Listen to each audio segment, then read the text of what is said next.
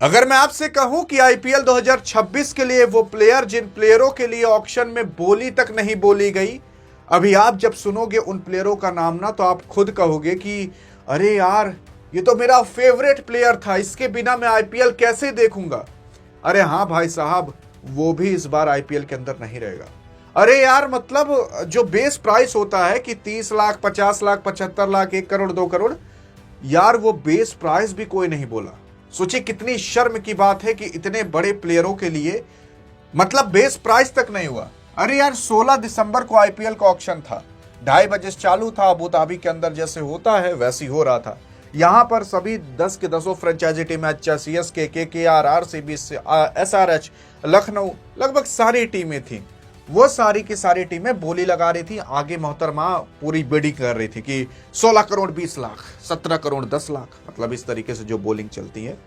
फिर उसके बाद कुछ ऐसे प्लेयरों का नाम आता है कि मोहतरमा बोलती ही नहीं है कि आगे बढ़ने के लिए, क्योंकि कोई सामने ये अपनी झंडी उठाता ही नहीं है कि हाँ कोई आगे इनका दाम बोल दे।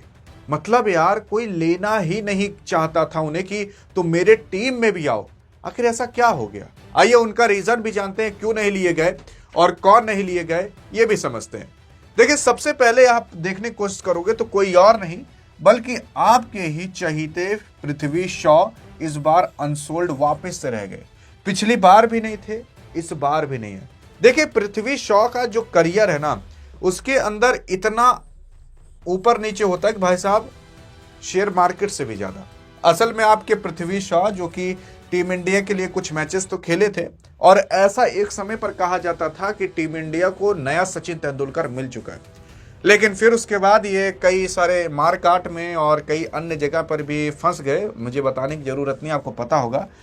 और फिर उसके बाद इनका करियर बर्बाद, आईपीएल के अंदर पूछा तक नहीं जाता। डोमेस्टिक मैच के अंदर शतक और शतक भले ठोकते हैं, ना टीम इंडिया में पूछा जाता है, ना तो आईपीएल के ऑक्शन के अंदर।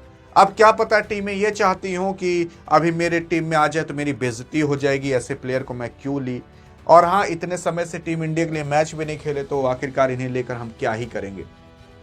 तो कई सारे कारण हो सकते हैं जिसकी वजह से नहीं लिए गए। फिर उसके बाद जैक फ्रेजर मैकर्ग, भाई साहब, इस प्लेयर को क्यों नहीं लिया गया ये तो मैं भी नहीं समझ पा रहा। अरे यार, इतना तगड़ा प्लेयर, इसको अनसोल्ड जाने का कोई मतलब ही नहीं निकलता।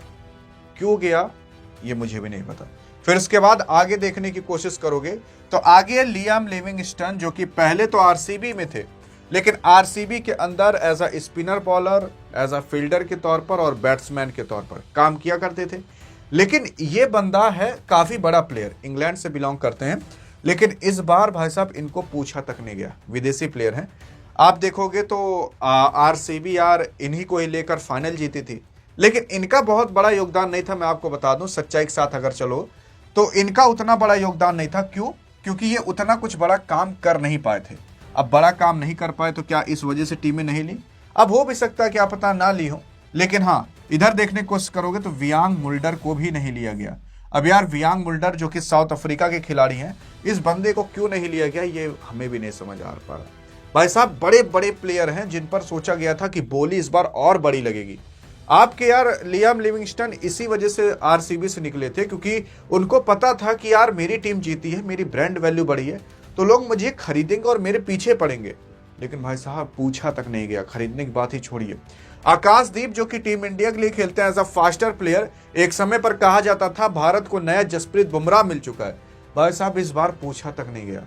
हाँ, एलएसजी के अंदर थे, और जब एलएसजी के अंदर थे तो ऐसा भी नहीं खराब काम किए थे, काफी अच्छी बॉलिंग किए थे, तब भी नहीं पूछा गया। अरे सुनिए तो सही यार, बहुत बड़े बड़े प्लेयर हैं। दीपक हुड्डा को भी नहीं पूछा गया, और दीपक हुड्डा किस खेत की मूली है जब जॉनी बेस्टोक को नहीं पूछा गया। इंग्लैंड के खिलाड़ी हैं, अभी हाल फिलहाल ये एमआई की तरफ से खेलते थे, लेकिन भाई साहब ये भी अनसोल्ड रह गए। अब इनके पीछे का रीजन इनकी एज भी हो सकती है और भी कुछ कारण हो सकते हैं, लेकिन बहरहाल अगर आप देखोगे तो रहमानुल्लाह गुरबाज को भी नहीं पूछा गया। मतलब भाई साहब, बड़े से बड़े खिलाड़ी, छोटे से छोटे खिलाड़ी पूछे तक नहीं गए। अरे आप एक बार सोच कर तो देखिए, वो प्लेयर जो प्लेयर अपने देश के अंदर काफी अच्छा करता हो, वो प्लेयर जो कि सीएसके के अंदर रहकर एज अ ओपनर के तौर पर बहुत अच्छा किया हो, लेकिन आईपीएल के अंदर वो क्या अनसोल्ड रह सकता है? हाँ, रह सकता है। न्यूजीलैंड के खिलाड़ी हैं रचिन रविंद्र, वैसे तो हैं भारतीय लेकिन खेलते हैं न्यूजीलैंड की तरफ से।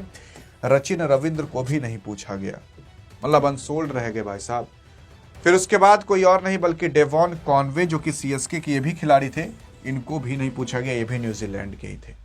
अब सोचिए, मतलब सीएसके ने जिस जिस प्लेयर को निकाला लगभग वो प्लेयर तो अनसोल्ड ही रह गए। हाँ, कुछ प्लेयर हैं जैसे मथीसा पथिराना जो कि बहुत महंगे में भी गए 18 करोड़ में, लेकिन यार ये लोग अनसोल्ड रह गए। अभी और भी प्लेयर हैं जो कि अनसोल्ड हैं, अगर कहोगे तो मैं आप बता दूंगा, लेकिन अधिक जानकारी चाहिए तो इस वीडियो में मिलते, तब तक लिए जय हिंद और जय भारत।